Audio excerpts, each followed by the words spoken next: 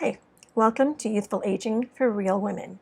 Today we're going to be discussing affordable housing options for seniors. Everything from apartments and condos to RVs and manufactured homes and, well, stay tuned.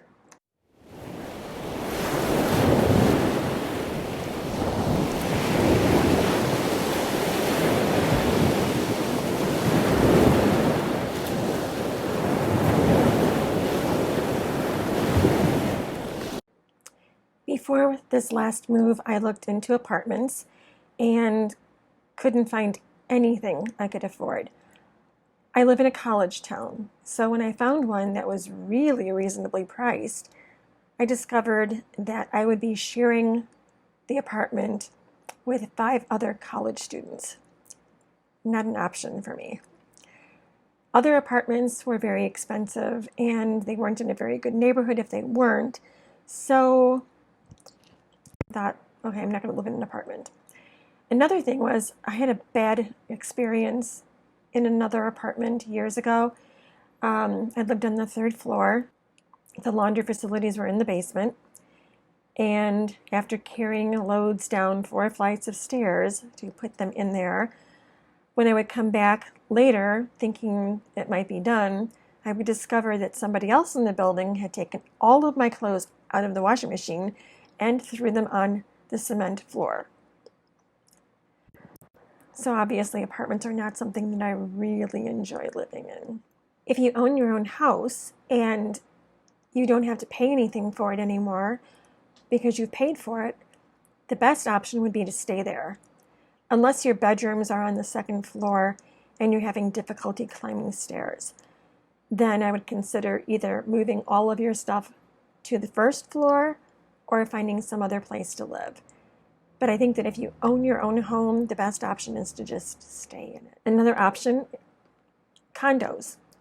Condos to me are like glorified apartments because while you own the space that you live in, you don't own the property around it. And it can become expensive because you have to pay assessment fees. Assessment fees cover everything from shoveling your driveways to lawn maintenance and other outside of your apartment or your condo maintenance. And they can be excessive. So condos were not an option for me. Retirement homes offer some help for people with low incomes, and you can get a break on your rent if you meet the guidelines for them. But unless you're willing to find out from the actual residents who live there what it's like to live there, don't move into it. I lived in one for about 2 years, and when I moved in, I asked the manager point blank, how often does the rent go up? And she said, hardly ever. I should have checked with the residents because within a couple of months, my rent raised. And then before the year was up, it was raised again.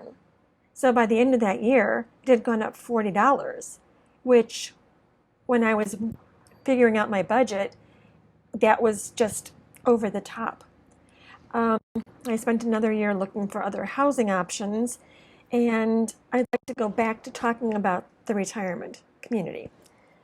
Yes, it had a lot of very nice things for the residents, and the view from the balconies was amazing.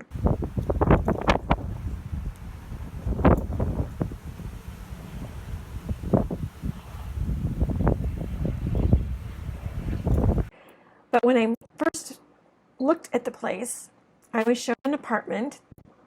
I was told, this is not going to be the apartment you're going to be living in, but it will be similar. And I looked at the apartment. It was small. It was okay. I could handle that. And I looked out the window, and it was a beautiful, beautiful scene. But when I moved in, my view was the backs of garages.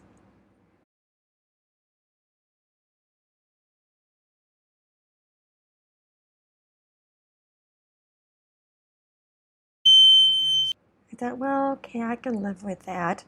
After all, there are balconies I can sit on. But some of the residents would go out there and smoke. Because I have respiratory issues, that was a problem. And the weather wasn't always conducive to sitting on the balconies. So before I moved out, I looked at other options and discovered that tiny homes might be affordable for me. But in the area where I wanted to live, they weren't allowed. So if you're thinking of getting a tiny house, make sure that you can live in the area you want to live. Sometimes there's a square footage minimum, and I know that where I was looking, it was 1,000 square feet or 800 square feet, and those tiny houses don't have that much room.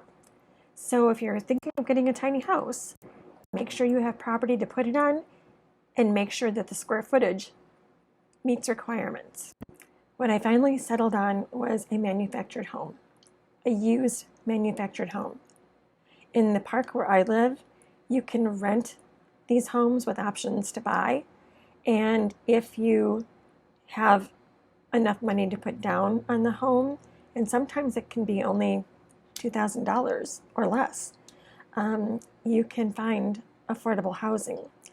Yes, there is a lot rent that you have to pay, but if you look around, you can find them for fairly cheap.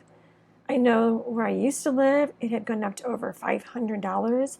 That to me is a house payment. You know, why move into a manufactured housing community and pay them rent at a price where you can find a whole house? So manufactured housing is where I decided to live, and I have a much better view with this place.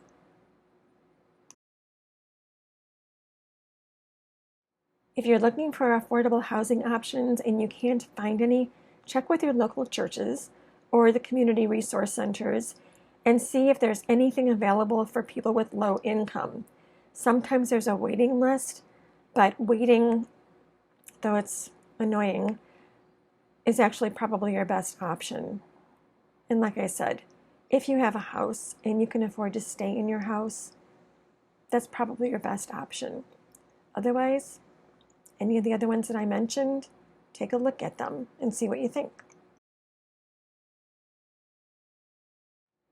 I hope you enjoyed the video, and if you did, please give it a thumbs up, subscribe, and ring my bell. Thank you.